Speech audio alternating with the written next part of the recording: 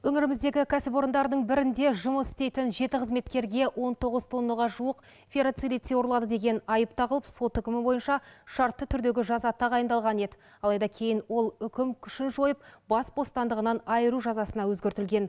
Ал сотталған 7 азаматтың ет жақындары бұл шешіммен келіспейміз деп отыр. Сюжеттен көрейік.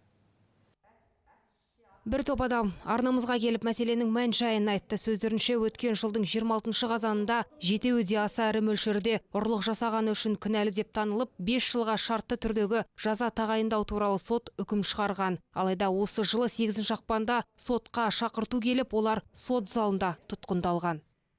Түгелін төле өткізіп алды. Алдынан қайта шақырып, қайта шақыра берді. Осы арттарынан қалмай. Жұмысынан бәрінен шықты, уже неше ай болды, жұмыс істемейді. Жұмыс істемейді, тек туыстарымыздың арқасында анасы кеп көмектесетін. Енді мына екі қалған осы жолы өзіміз де білгеніміз жоқ. Алды, жапты да тастады. Енді мен айтамын, міне бала шырылдап отыр. 1,5 жаста кішкентай қызы қалды. 4 ұлы бар, 9 жасар тағы да ұлы бар. 3 баламен қалдым, мен жыламайын десем де. Квартира снимать дейді. Енді мен өзім пенсиядамын. Көмегіміз бар, енді сонда да енді қиындық, совсем қиын. Бір жағынан олар ущербті бәрін жапты, түгелін жапты. Ранее несудимый болды.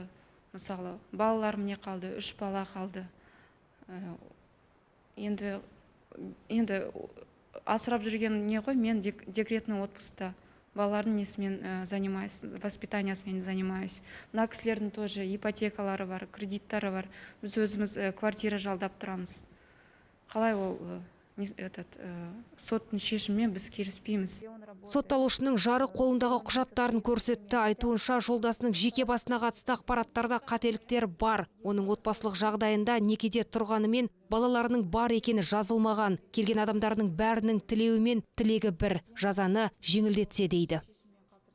Өздері квартирада тұрады, квартирасы жоқ. Биыл әкесі де, шешесі де мына биылғы жағдай коронавирустан қайтыс болды, июнь айында.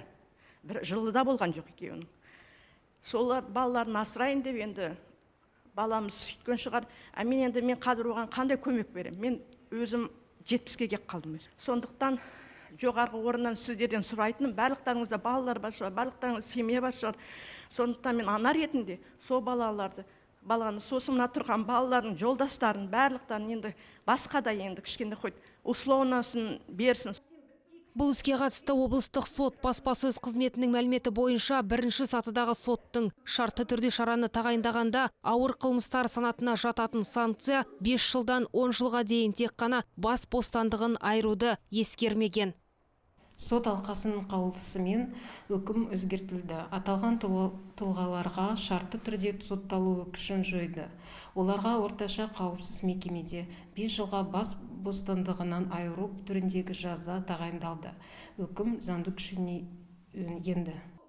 Аталған іске қатысты прокуратураға ресми хат жолдады. Құзырлы орган заңға сәйкес жауабын 7 күн ішінде жолдаймыз деп отыр. Гаухар Мұса, Юрий Белевский, Ертіс ақпарат.